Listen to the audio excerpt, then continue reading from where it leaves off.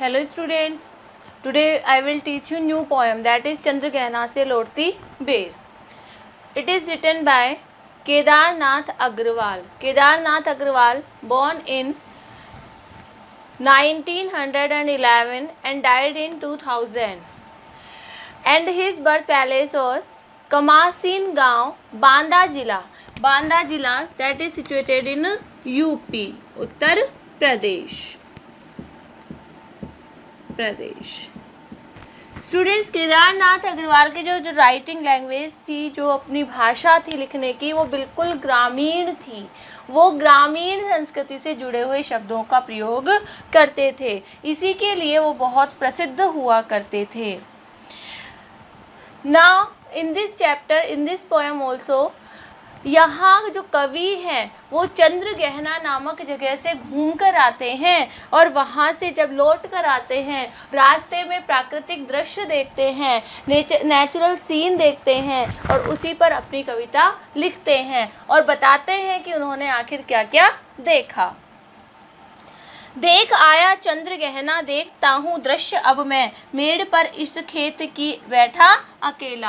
अब ये क्या कहते हैं, देख आया चंद्रगहना, कि मैं चंद्रगहना नामक जो जगह थी उस वहाँ देख आया हूँ, वहाँ घूम आया हूँ और जो अब दृश्य देख रहा हूँ वो कहाँ देख रहा हूँ, मेड़, जिसे पगडंडी कहते हैं,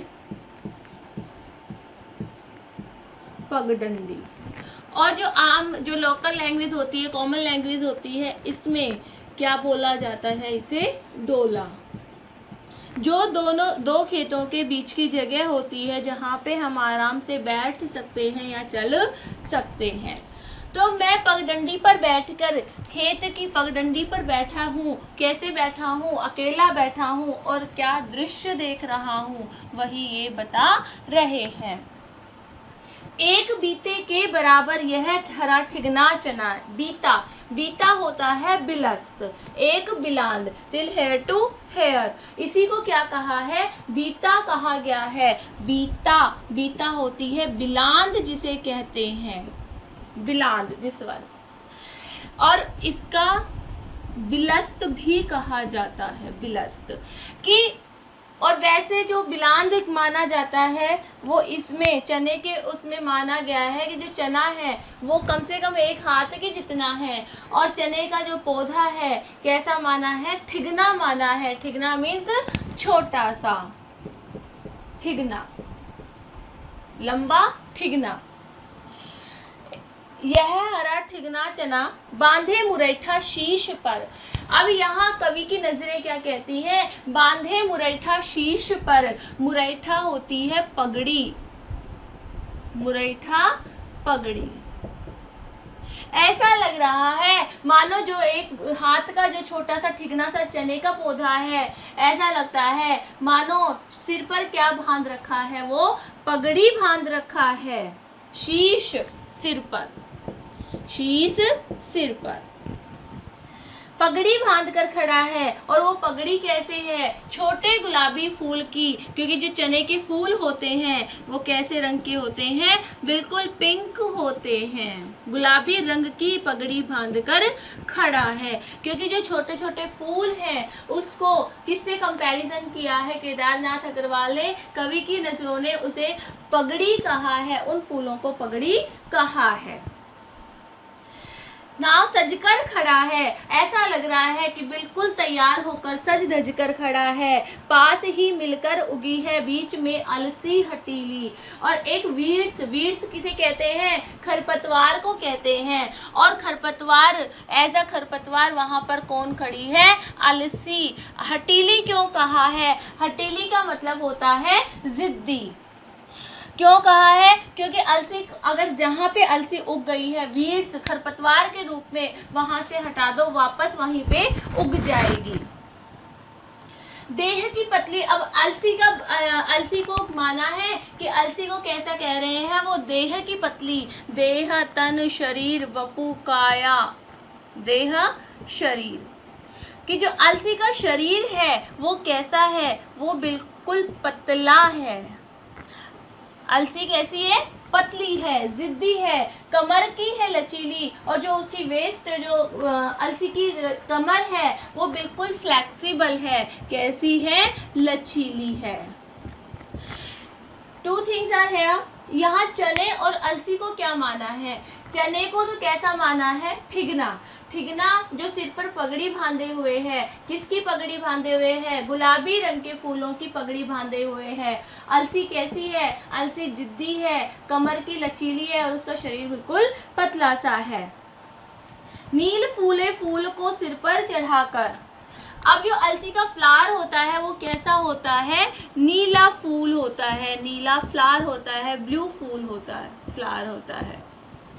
उसने अपने सर पर नीला फूल लगा रखा है और क्या कह रही है? अकॉर्डिंग टू केदारनाथ अग्रवाल, कवि की नजरें कह रही हैं कि ऐसा लगता है मानो अलसी कह रही हो जो छुए यह दो हृदय का दान उसको, कि जो भी मेरे सर पे रखे नीले फूल को जो भी छुएगा उसी को मैं अपना हृदय, अपना मन दान में दे दूंगी। मीन्स यहाँ पर मानवीकरण अलंकार हुआ है, क्योंकि मानवीकरण क्या कहता है कि जहाँ पर निर्जीव वस्तु को सजीव माना जाता है वहीं पे मानवीकरण का बोध होता है। तो यहाँ पे क्या कहते हैं कि ऐसा लग रहा है मानो अलसी के सर पे जो फूल रखा है उसे वो रख कर कह रही हो कि जो भी इस नीले फूल को छुएगा उसी को मैं अपना मन दे दूंगी। और सरसों की ना पूछो हो गई सबसे सयानी, और सरसों की तो पूछो ही मत, क्योंकि सरसों और चने, ग्राम एंड मस्टर्ड, दोनों ही कैसी फसल है? दोनों ही रबी क्रॉप में आती हैं, एक साथ उगाई जाती हैं। तो जहाँ चने उगते हैं तो वहीं सरसों भी उगेगी, और ऐसा लगता है कि सब सरसों की तो पूछो ही मत, हो गई सबसे सयानी। सयानी वर्ड उस किसके लिए आता है? सयानी वर्ड आता है मैच्योरिटी के लिए, उस लड़की के लिए जो सयानी हो गई है, बड़ी हो गई है, वी कैन से जो शादी के लिए तैयार हो गई है, मैं शादी के लायक हो गई है। तो सरसों यहाँ सयानी हो गई है, सरसों परिपक्व हो गई है और शादी करने के लिए तैयार है। हाथ पीले कर लिए हैं, ब्याह मंडप में पधारी। अब सरसों के जब फ्लावर आते हैं, सरसों के फूल कैसे होते हैं?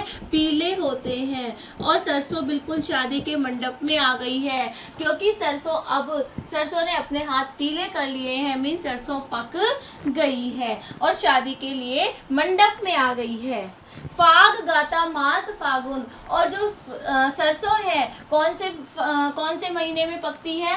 फागुन के महीने में। फागुन के महीने में बसंत ऋतु भी आती है और जहाँ पीले पीले फूल चारों तरफ होते हैं। और फाग गाता मास फागुन। फाग गाता मास फागुन मीन्स जो फागुन के फाग किसे कहा है? फागुन महीने में गाए जाने वाले गीतों को, फाल्गुन महीने में गाए जाने वाले गीतों को ही फाग कहा जाता है। आ गया है आज जैसे, और आज लगता है कि फाग का त्योहार आ गया है, जहाँ पे केदारनाथ अग्रवाल बैठ के गांव का सीन देख रहे हैं, उसका वर्णन कर रहे हैं, तो ऐसा लग रहा है उन्हें कि फागुन का महीना आ गया है जो फाग गीत गाए जा रहे हैं।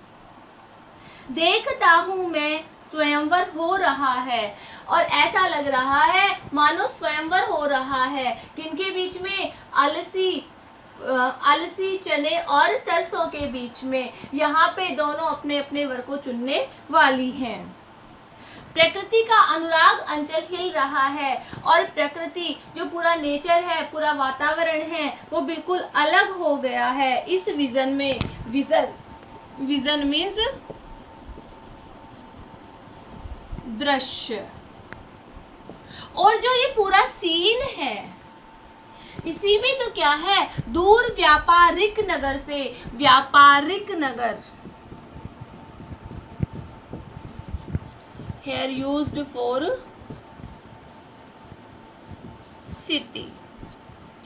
दूर व्यापारिक नगर से प्रेम की प्रिय भूमि उपजाऊ अधिक है, और सिटी और गांव के बीच में अगर कंपैरिजन करते हैं तो गांव बहुत अच्छा है, सिटी से कहीं ज़्यादा अच्छा है, क्योंकि सिटी में इतना प्रेम नहीं है जितना आपस में लोगों में। गांव में क्या दिखाई देता है, प्रेम नज़र आता है। गांव के लोग एक दूसरे से बहुत ज़्यादा क्या होते हैं, अटैच होते हैं।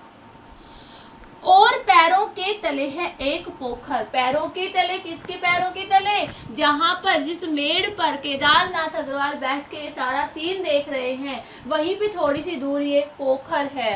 पोखर we are using for pond, तालाब। एक पोखर है, एक तालाब है, उठ रही इसमें लहरियाँ बिकॉज ऑफ विंड। जब हवा बहती है तब उसमें लहरियाँ, उस पानी में लहरें उठती हैं। नील तल में जो उगी है घास भूरी, और उस पानी के तल में जो भूरी घास उगी है वो भी क्या ले रही है, लहरियाँ ले रही है।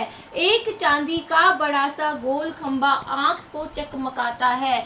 अब यहाँ कवि की नजरें कितनी दूर जा रही हैं। एक चांदी का बड़ा सा गोल खंबा, बिकॉज ऑफ दैट पॉन्ड, जो उसमें पानी है, यहाँ से जो सनशाइन आ रही है, सूर्य की किरणें आ रही है, ऐसा लगता है जब वो सीधे पानी में गिरती है, पानी का रिफ्लेक्शन ऊपर उठता है, पानी में चमकाता है। तो इस रेस को, इस सूर्य की किरणों को यहाँ कवि ने क्या कहा है, चांदी का बड़ा गोल खंबा कहा है। ये सब चीज़ें सिर्फ कवि की नजरें ही देख पाती हैं। जो आँखों को चकमकाता है, आँखों को चमकाता है। है कई पत्थर किनारे पी रहे चुपचाप पानी, प्यास जाने कब बुझेगी। है कई पत्थर किनारे, और उस पौंड के आसपास बहुत सारे पत्थर पड़े हैं, और ऐसा लगता है कि वो बेचारे पत्थर चुपचाप उस तालाब का पानी पी रहे हैं, और न जाने अभी कोई समय सीमा नहीं है कि इन पत्थरों की प्यास कब बुझेगी। पत्थरों की प्यास। चुप खड़ा बगुला डुबाए टांग जल में, देखते ही मीन चंचल ध्यान निद्रा त्यागता है। और वहीं पे तालाब में बगुला एक टांग को ऊपर करके एक टांग को डुबाए हुए है और आराम से खड़ा है, किसमें, पानी में। देखते ही mean Chanchal, mean is the synonym of मछली, मीन मत्स्य, मछली चंचल, नटखट, नटखट। एक नोटी सी मछली को देखता है, और जैसे ही वो मछली उसे दिख जाती है, ध्यान निद्रा त्यागता है। अपने ध्यान निद्रा, जो चुपचाप होकर खड़ा रहता है, उस ध्यान को वो त्यागता है, और क्या करता है, उस मछली को चट दबाकर चोंच में नीचे गले के डालता है। तुरंत ही उसे क्या करता है, चट कर जाता है। मछली जैसे ही आती है, अपनी ध्यान निद्रा को त्याग कर उस मछली को अपनी चोंच में पकड़ लेता है, और उस मछली को अपने गले में गिटक जाता है। Now more is remaining, but in next class we will be continue with this same poem, next stanza. For today it is enough now.